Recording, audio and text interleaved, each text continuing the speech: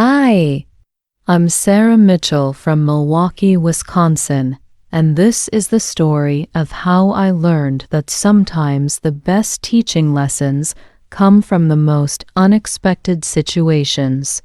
I was 23 when I left my marketing career to pursue my dream of teaching English as a second language in New York City.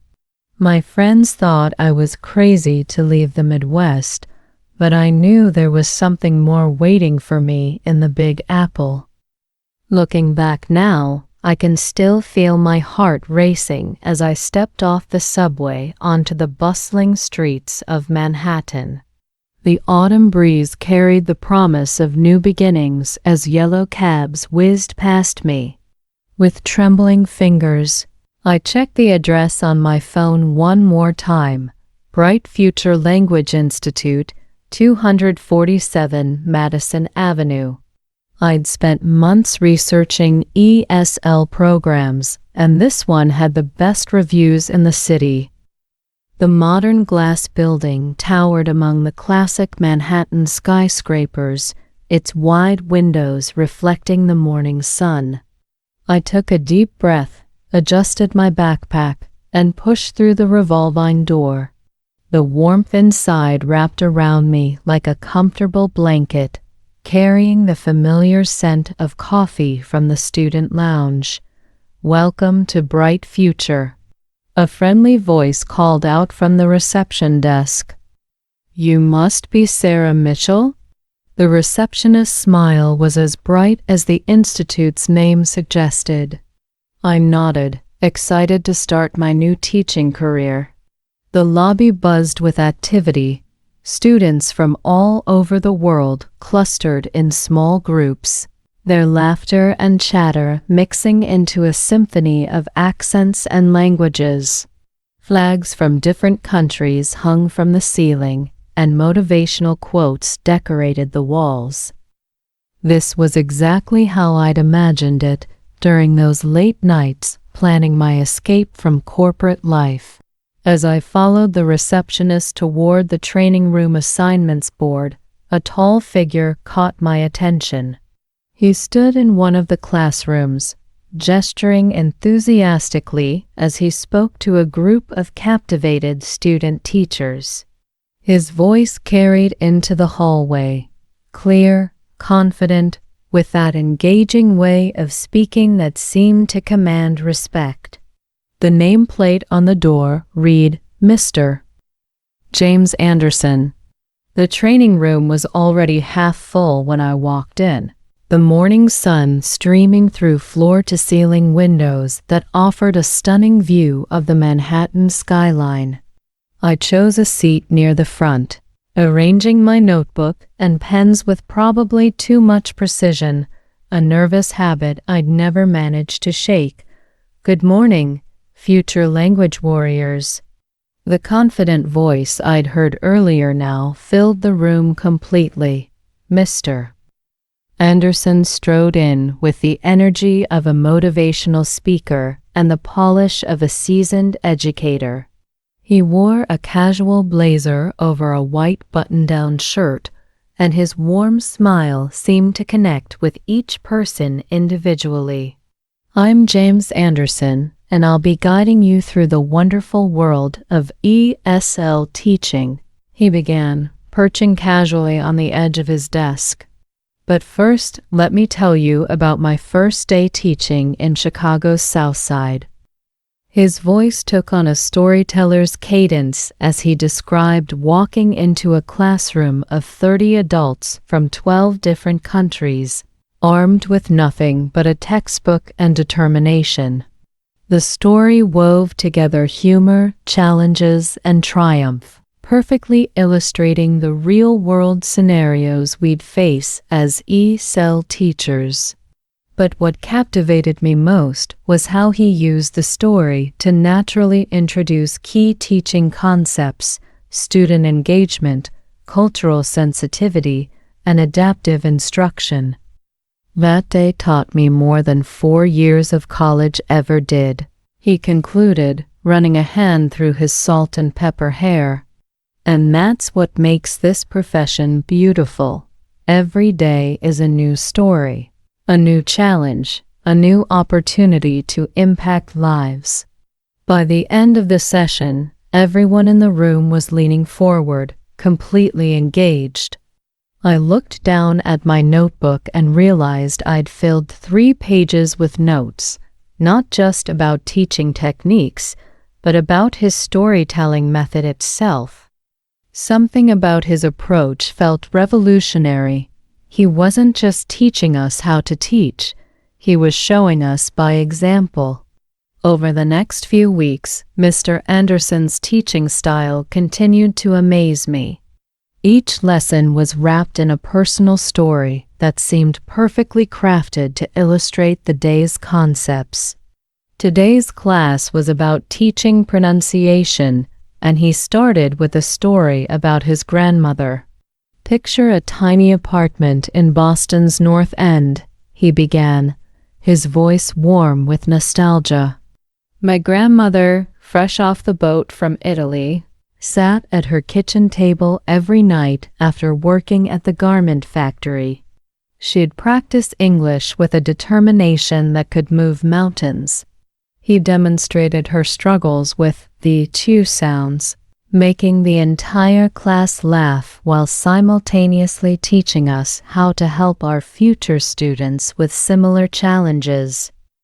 I found myself staying after class more often, drawn not just to his teaching methods, but to the wealth of experience he seemed to possess. "Mr. Anderson," I asked one afternoon as other students filed out, "how did you develop this storytelling technique?" He smiled, pulling up a chair. "Sarah, teaching isn't just about grammar rules and vocabulary lists. It's about creating connections. Every story I tell comes from years of experience in classrooms across America." He shared how he'd taught in Chicago, Boston, Los Angeles, and now New York, each city adding layers to his teaching philosophy. His stories always seemed to hit just the right note, like the time he talked about teaching English to a group of restaurant workers in Houston, or helping a Korean grandmother learn English so she could read to her grandchildren.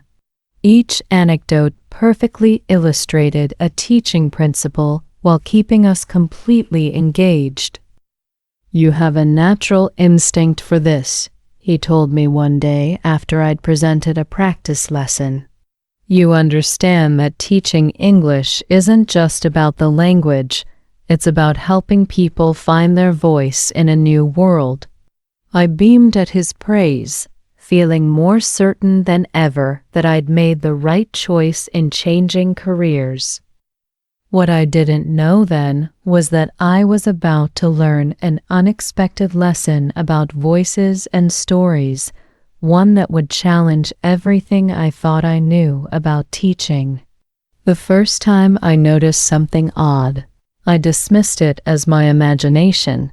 Mr. Anderson was telling his famous Boston grandmother story again, but this time she lived in a brownstone in Beacon Hill, not a tiny apartment in the North End. A small detail, I told myself. Memory can be tricky with old stories. But then Lisa Chun joined our training program.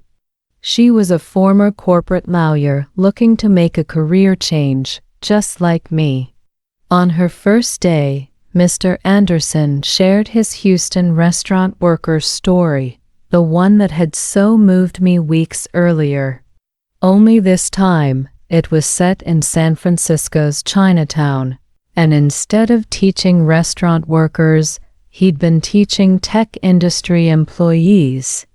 I started taking notes, not just about teaching techniques anymore, but about the stories themselves. The grandmother who'd worked in a garment factory now owned a small dress shop.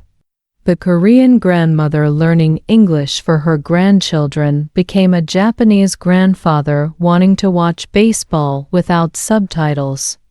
Isn't it amazing how he's taught in so many places?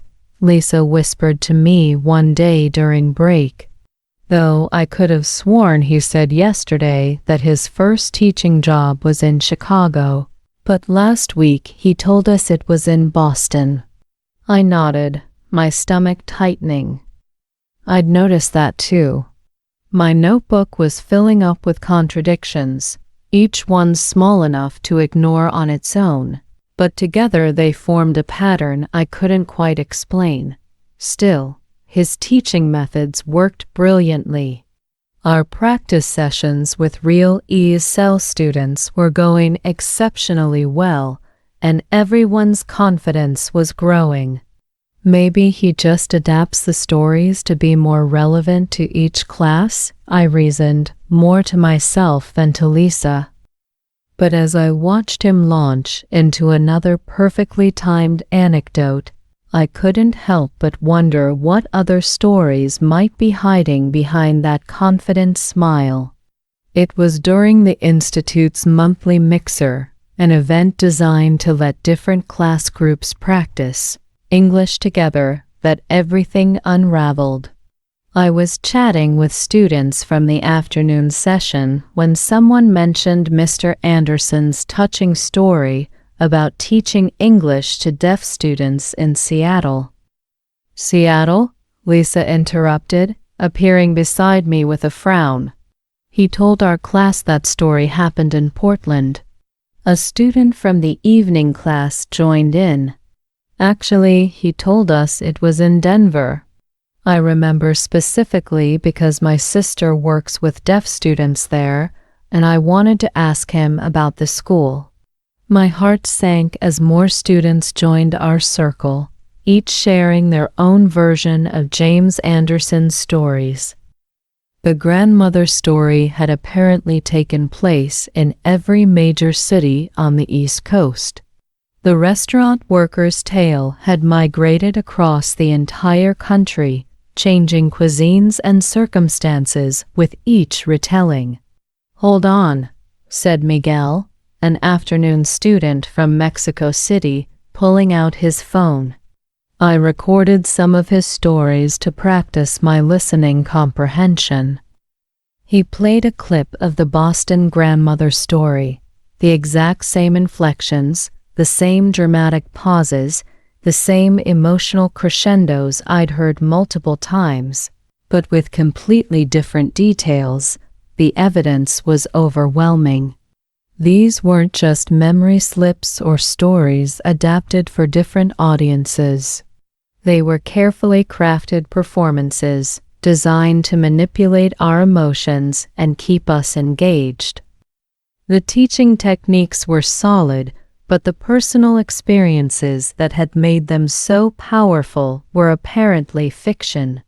"Did you know," Lisa whispered, showing me her tablet, "that he's been using these same stories at different language schools across the city? My friend at Global Language Center said he worked there last year. Same stories, different details." I felt my face burning with embarrassment. I'd defended him, admired him, even stayed after class to hear more of his supposedly real-life experiences. The worst part? His methods were working. We were all becoming better teachers. But at what cost? The trust between teacher and student, the authenticity we were supposed to bring to our own classrooms, it all felt tainted now. The next morning, I arrived early, determined to confront Mr. Anderson. I found him in his usual spot, sitting on the edge of his desk, reviewing notes for the day's lesson. "Your grandmother wasn't really in Boston, was she?" I said, my voice steadier than I felt. "Or Chicago, or anywhere else."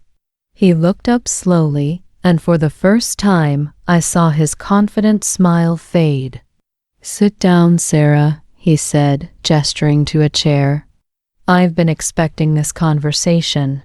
"Why?" I asked, remaining standing. Why make up all these stories when you're clearly a skilled teacher? Mr. Anderson set his notes aside. Do you remember your first day here? How nervous you were? He paused, looking out at the Manhattan skyline.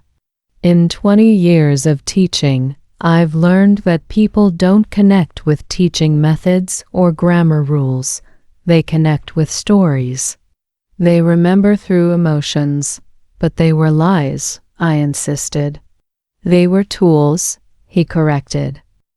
Every story I told, while not personally true, was based on real teaching experiences I've observed or learned about. The emotions were real, the lessons were real, and most importantly, the learning was real. I thought about our practice sessions with actual ESL students, how confident we'd all become, how effectively we were teaching. But doesn't authenticity matter? Of course it does, he nodded. And that's the real lesson here, one I hope you'll take into your own classroom. The best teaching comes from a place of truth, but truth isn't always about factual accuracy. It's about emotional authenticity, about creating connections that help people learn. As I walked out of his office, I felt strangely lighter. Yes, Mr. Anderson had deceived us, but he'd also taught us something profound about teaching itself. Sometimes the most valuable lessons come wrapped in unexpected packages, and the truth about good teaching isn't always what it seems. Thank you for watching. If you enjoyed this story, don't forget to leave a like and share it with your friends. Subscribe to our channel for more stories in English and lessons. Click the bell icon to be notified when we post new videos. Your support means a lot to us. See you next time.